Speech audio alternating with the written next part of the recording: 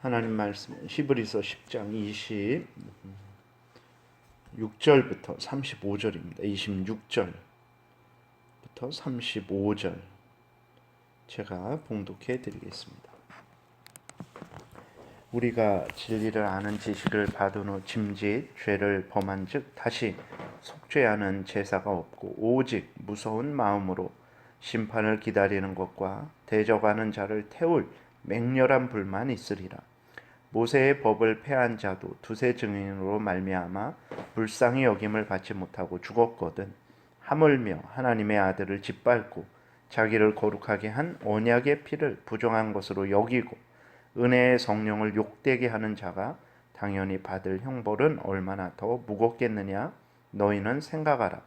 원수 갚는 것이 내게 있으니 내가 갚으리라 하시고 또 다시 주께서 그의 백성을 심판하리라 말씀하신 것을 우리가 아노니 살아계신 하나님의 손에 빠져들어가는 것이 무서울진저 전날에 너희가 빛을 받은 후에 고난의 큰 싸움을 견디어낸 것을 생각하라. 혹은 비방과 환난으로서 사람에게 구경거리가 되고 혹은 이런 형편에 있는 자들과 사귀는 자 되었으니 너희가 갇힌 자를 동정하고 너희 소유를 빼앗기는 것도 기쁘게 당한 것은 더 낫고 영구한 소유가 있는 줄 알미라. 그러므로 너희 담대함을 버리지 말라. 이것이 큰 상을 얻게 하느니라. 아멘. 기도드리겠습니다. 살아계신 하나님, 이 시간 하나님 말씀을 전하고 듣습니다. 성령께서 역사하셔서 우리를 지키시고 보호하여 주시고 또 잘 깨달아 알게 도와주셔서 하나님 뜻 따라 잘 살아가게 도우소서. 하나님 아버지, 간절히 기도드립니다. 우한 폐렴이 속히 수그러들게 도우시고 살아계신 하나님의 큰 은혜로 이 나라가 안정되고 또 우리가 자유롭게 모여서 하나님께 예배할 수 있는 은혜를 속히 주옵소서. 이 시간도 온전히 주장하시기를 간절히 바라고 예수 그리스도의 이름으로 기도드렸습니다. 아멘. 오늘 본문을 통해서는 이제 하나님께서 히브리서 1장부터 아직까지 이렇게 증거한 그 내용들에 대해서 얼마나 우리가 어떤 마음과 태도로 받아야 될지에 대해서 이제 말씀을 하고 있습니다. 아주 엄중하게 말씀을 하고 있어요. 히브리서 1장부터 지금까지 우리가 보면서 성경을 통해서 깨달은 내용이 무엇입니까? 그것은 바로 예수 그리스도가 하나님이 보내주신 구원자라는 것입니다. 예수 그리스도는 정말 천사를 숭배하는 그러한 사람들도 있지만 그 천사는 예수 그리스도가 만든 피조물이고 예수 그리스도의 종이고 구원받은 자들을 도우라고 보내심을 받은 그러한 일꾼들일 뿐이죠. 예수 그리스도는 또 모세와도 비교할 수 없는 분이십니다. 모세가 이스라엘 백성들 가운데에서 절대적인 그러한 존재로 자리매김했지만 근데 모세는 하나님의 집의 종이고 예수 그리스도는 하나님의 집의 주인 되신다라는 것을 우리가 기억해야 됩니다. 아론의 자손들이 그 제사장으로서 하나님 앞에 제사 드리는 이 땅에서 그러한 역할을 했지만 그러나 아론 제사장들은 다 나이가 들면 죽었고 또 죄가 있는 그러한 존재들이었죠. 그래서 자신을 위해서 속죄해야만 하는 자들이었습니다. 그리고 그들이 드린 제물도 짐승, 양과 소와 염소 이런 것들을 하나님께 드렸죠. 그러나 예수 그리스도는 멜기세덱의 반차를 따르는 제사장으로서 그 예수 그리스도는 흠이 없고 점 없는 예수 그리스도 자신을 하나님 앞에 속죄의 제물로 드렸고 예수 그리스도는 하나님께서 맹세하여 세우셨는데 영원히 대제사장이다라고 이렇게 맹세로 세워진 하나님의 맹세로 세워진 예수 그리스도예요. 예수 그리스도는 바로 이런 분입니다. 그러니까 이러한 분이심을 아직까지 이렇게 히브리서 1장부터 10장까지 오면서 하나님께서 증거하셨어요. 그러면 이렇게 하나님께서 증거하셨는데 이러한 증거를 받은 사람들은 어떻게 해야 되는가? 당연히 하나님께서 직접 이 성경을 통해서 성령께서 또 증거하신 것인데 어떻게 해야 됩니까? 이것을 절대적으로 믿고 따르는 그것이 인간의 본분이죠.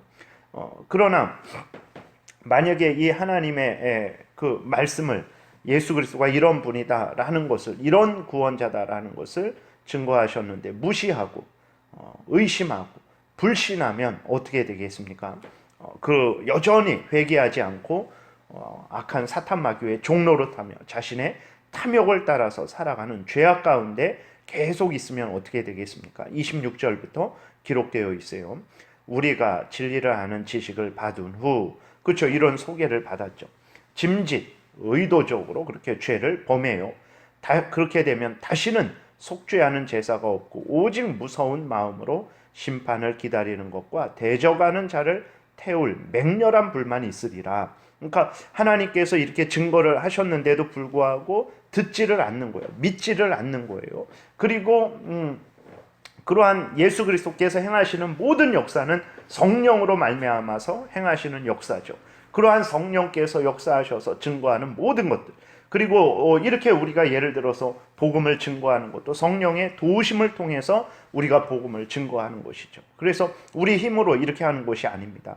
이러한 모든 것들은 하나님의 은혜의 역사고 성령께서 정말 우리를 도우셔서 이 성경을 깨달아 알게 하시고 그 다음에 성경을 이렇게 전하게 하시는 것입니다. 근데 이러한 하나님의 은혜의 역사, 하나님의 증거, 성령께서 도우셔서 정말 지금 복음을 이렇게 선포하고 있고 사람들에게 전도하라고 있는데, 근데 그러한 하나님의 역사를 무시하고 성령의 그러한 증거를 무시한다면 어떻게 되겠습니까? 26절, 27절에 있는 대로 정말 다시는 속죄하는 제사가 없죠. 어떻게 이것이 하나님이 우리를 구원하시는 이 유일한 길입니다.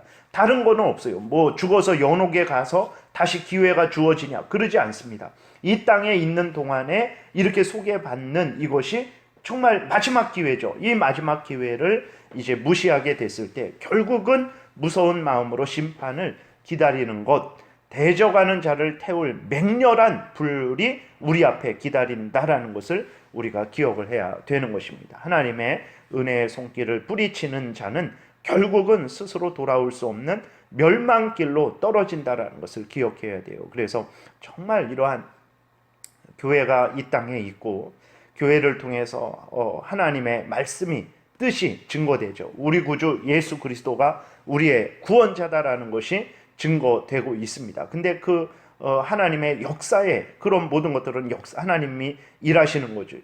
하나님의 역사, 그 다음에 성령의 그 도우심으로 말미암아 되어지는 그런 역사를 의심하고 불신하는 자들은 결국은 맹렬한 불에 던져지게 된다는 것을 우리가 기억해야 됩니다. 28절, 29절도 모세의 법을 폐한 자도 두세 증인으로 말미암아 불쌍히 여김을 받지 못하고 죽었거든 하물며 하나님의 아들을 짓밟고 자기를 거룩하게 한 언약의 피를 부정한 것으로 여기고 은혜의 성령을 욕되게 하는 자가 당연히 받을 형벌은 얼마나 더 무겁겠느냐 너희는 생각하라 라고 이렇게 말을 하고 있어요. 그래서 여러분, 다른 구원자를 주신 적이 없고 예수 그리스도를 믿어야만 구원 얻는다고 성경 전체에서 하나님께서 증거하셨어요. 근데 그 예수 그리스도가 소개되고 있는데 그것을 의심하고 불신하고 정말 믿지 않고 그 성령의 역사를 욕되게 하고 조롱하고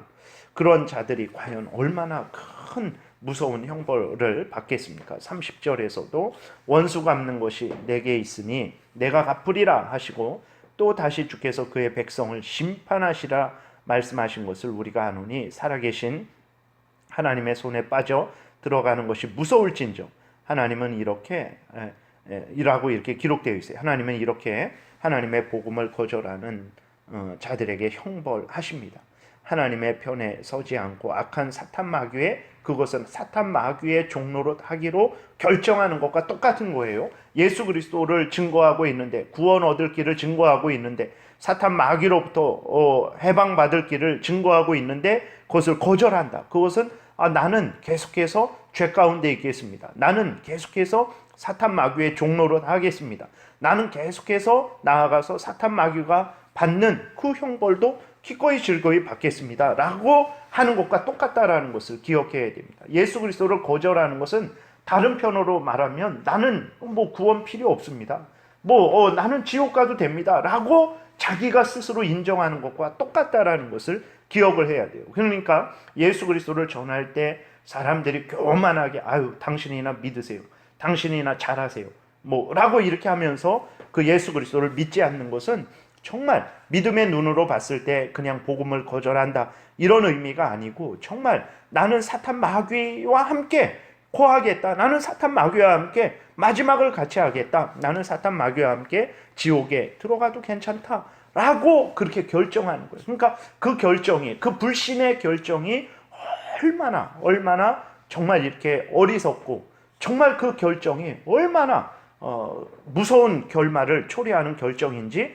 우리가 기억해야 됩니다. 그래서 우리 주변에서 예수 그리스도를 믿지 않는 자들이 있다면 정말 우리가 불쌍히 여기고 그들을 위해서 기도해야 됩니다. 하나님의 큰 은혜의 역사가 있기를 위해서, 정말 그들이 복음을 속히 영접하기를 위해서 간절히 하나님께 기도드려야 되는 거예요. 정말 그들에게 또 끊임없이 뭐 1000번 전했으니까 이제는 지쳐서 못하겠다 그래서 안 되고, 계속해서 정말 기회가 있는 동안에, 이 땅에 살아있는 동안에 계속해서 예수 그리스도를 증거해야 됩니다. 1000번 전하고 뭐 다 했다 그래서는 안 되고, 믿을 때까지, 정말 기회가 없어질 때까지 우리는 우리에게 주어진 이 땅에 정말 그 시간을 잘 활용해서 끊임없이 그들에게 복음을 증거해야 되는 것입니다. 그래서 여러분, 이렇게 하나님이 증거하신 그 모든 것들은 우리를 살리는 말씀이지 결코 죽이는 말씀이 아니에요. 그러나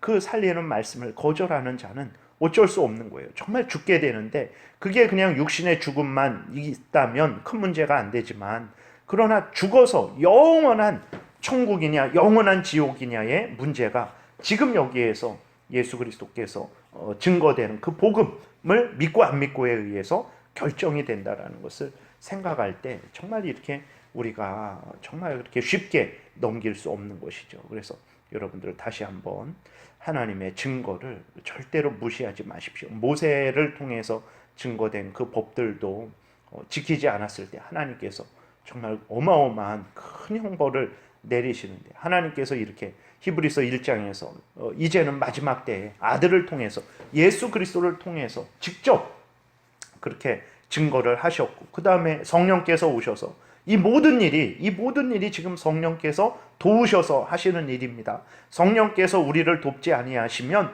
우리가 깨닫지도 못하고 전하지도 못해요. 그러나 성령께서 항상 함께 계셔서 성경 말씀을 생각나게 하고, 그것들을 또 주변 사람들에게 말하게 하고, 그게 다 성령의 은혜의 역사예요.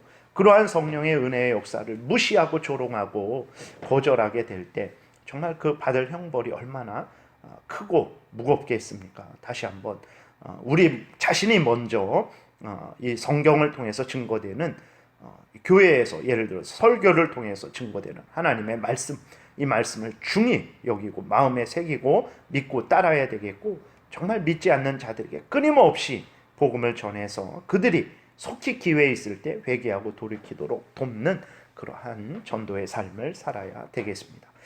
그 다음부터는 이제 내일 이어서 말씀을 드리겠습니다. 기도드리겠습니다. 살아계신 하나님, 오늘도 은혜를 내려주셔서 감사합니다.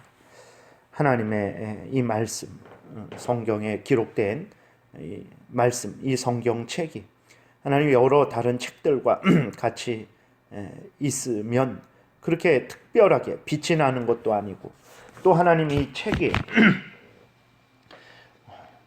금으로 된 것도 아니고, 그래서 우리들조차도, 그리스도인된 우리들조차도 이 하나님의 성경이 말하는 것들을 가볍게 듣고 중히 여기지 않는 일들이 많습니다.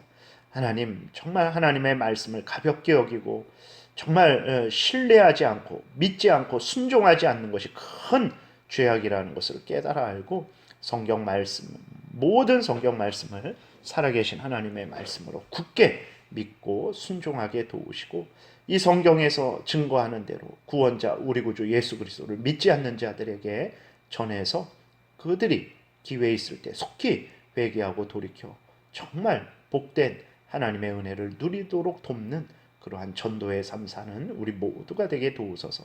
감사드리고 예수 그리스도의 이름으로 기도드렸습니다. 아멘. 찬양하라.